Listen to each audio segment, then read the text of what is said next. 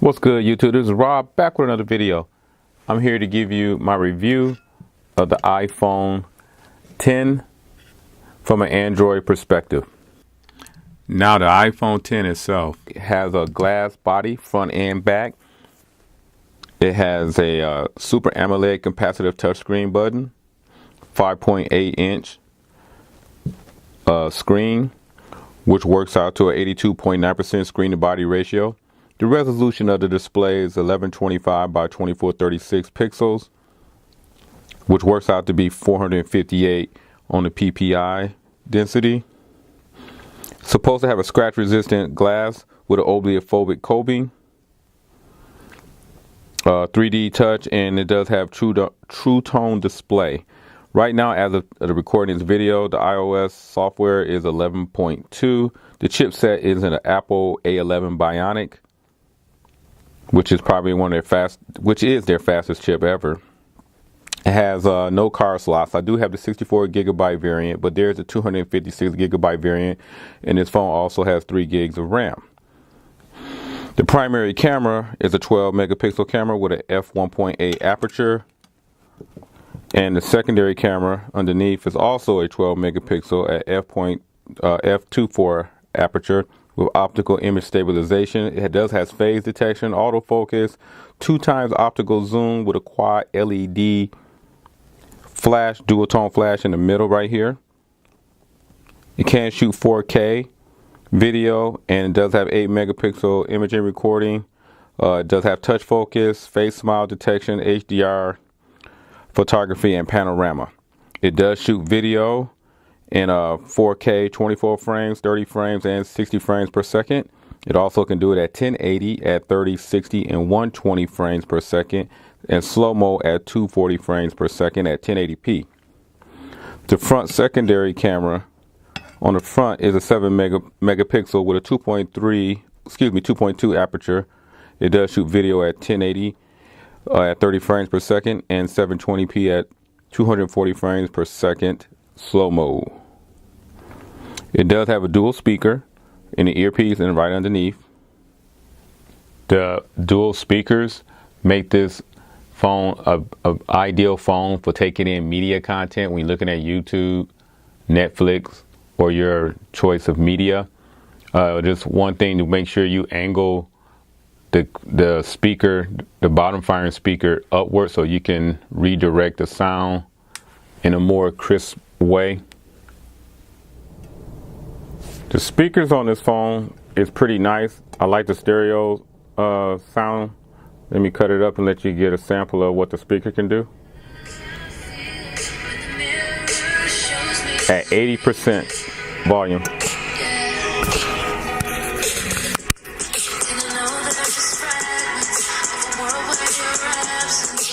The microphone is going to be within 8 inches of the phone.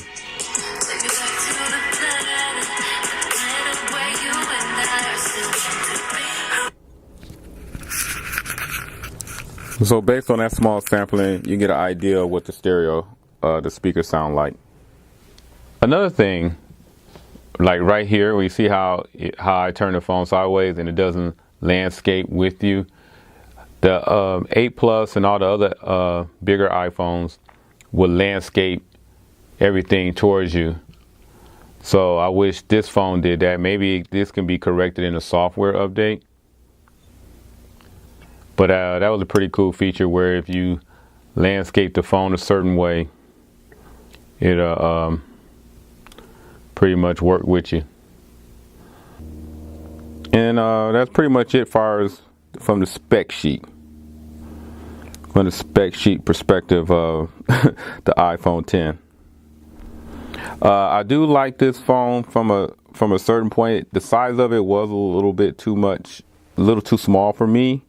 I've grown used to larger phones with a bigger footprint, similar to the Pixel XL2 and the Note 8. I think at one point the LG V30 was probably a small phone for me, but this phone is even slightly smaller than the V30. The battery in this phone is a 2716 milliamp battery. As far as all day, depends. If you're a heavy user, you probably gonna need to recharge it. And due to the fact that the fast charge doesn't come in a box, you're gonna have to pay for that, and that can add with the fast charge brick and the wiring that you'll need. That'll probably throw another extra almost $100 with taxes onto the price of this phone, which at the 64 gigabyte variant is $1,000, not including taxes. And I think the 256 one is almost $1,200, a little over $1,200 if you include the taxes. So this phone's already taking a big hunk of a person's wallet already up front. In my opinion, though, by this phone being what Apple perceive as their future footprint, their future look, if this phone had a bigger screen, a bigger version of it, like a plus version of it, I think I probably would have went for the plus version over this slightly smaller version one of this iPhone. It's a little bit larger than the regular iPhone 8, but to me, that's still too small footprint for me. The software right now is still somewhat buggy in certain apps. All the apps haven't been optimized. Twitter, for example, uses the full screen, as you can see right there, without any problems. But there are apps such as Facebook and what have you. It does use the full screen, but when you look at some videos on Facebook, you get this black bar that pretty much just makes the screen actually slightly smaller. When you're watching a YouTube video, though, you can pinch outwards to make the video take up the whole screen. Let's do a video right quick. In certain videos, you can pinch outward to have the phone take up the entire screen, but you will have that little bar there that will kind of block it, some of the picture. It also does this when you're gaming. Hopefully in future updates, software, app developers can take into account this part of the bar and work around it. As you can see, some of the lettering right here is cut off. See how some of the words and lettering is cut off? Hopefully somewhere down the road something like that can be fixed. Even when you watch a video in this format right here, a more pinch, the size of the picture is a lot smaller in comparison to the screen. I don't know if there's any way to adjust that. If there is, please let me know down below. But just to watch everything in a straight up and down manner, portrait manner, you got a small amount of screen to work with to look at videos. Overall, this phone is a very heavily gestured phone. It's going to take a little of a learning curve to get used to all the gesturing. I think it may take maybe the average user 3 to 5 days. A real hardcore techie guy can pretty much figure out every gesture that this phone can do within a day or two. The Animoji that you find is a cute feature, but it's not a feature that I would factor into upgrading for this phone. So like I said, the Animoji thing is not a rush item to want to go and get this phone for. Overall, like I said, for the price, I wouldn't recommend this if you already have iPhone 7, 7 Plus, 8 or 8 Plus, any iPhone that's probably within the last year or two.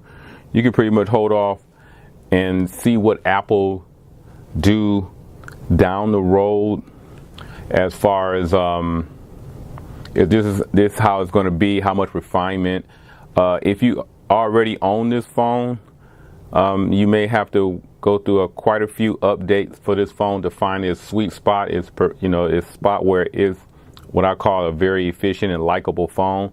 But as an early adopter of this type of phone, you're going to be somewhat frustrated with some of the bugs and some of the problems you may have in learning the gesturing. Pulling down from the left side to get your notifications, which is a jumbled mess. It's not really organized like you find in Android. Pulling down on the right just to see your battery icon life and your other information can be somewhat of a frustrating situation, but something that I think maybe you would probably get used to. Call quality on this phone is really good on T-Mobile, which is what I use, but inside of heavy buildings I do get some signal loss with this particular phone. I've had Android phones that perform better inside of heavily concreted, heavily deep buildings, brick buildings where there's some type of signal loss. This phone kind of performs average in those type of situations. In conclusion, guys, if you had to make a decision about a choice between an iPhone 8 Plus or iPhone 8 and an iPhone 10, unless you find things like Animoji an important thing for you, or some of the little other slick features, the gesturing, the facial recognition, if those things are really that important to you, then go ahead and go for the iPhone 10 if you don't mind paying that extra $200 over the iPhone 8 Plus, and even more for the iPhone 8. I mean, that's your choice. But to be honest with you, those features will probably be showing up in the next iteration of the iPhone, no matter which one you buy, and you really don't have to spend that extra money over something that, in my opinion, you wouldn't even use after the first month or two of having it. As far as what I think it's a nice phone. It's a great effort. We shouldn't really shun or make a company feel that bad for at least attempting to give us something different. But at the same time, some things could have been a little bit more refined and a little bit more thought out. Overall, I do like this phone, but I really couldn't recommend it to you unless you need the status. Anyhow, if you like this video, guys, of my review of the iPhone 10, please subscribe, thumbs up, comment below. If you have any other questions or anything I think I possibly missed in this review, please leave it down below and I'll try to answer those questions for you. Other than that, I'll catch you guys in the next one. I'm out.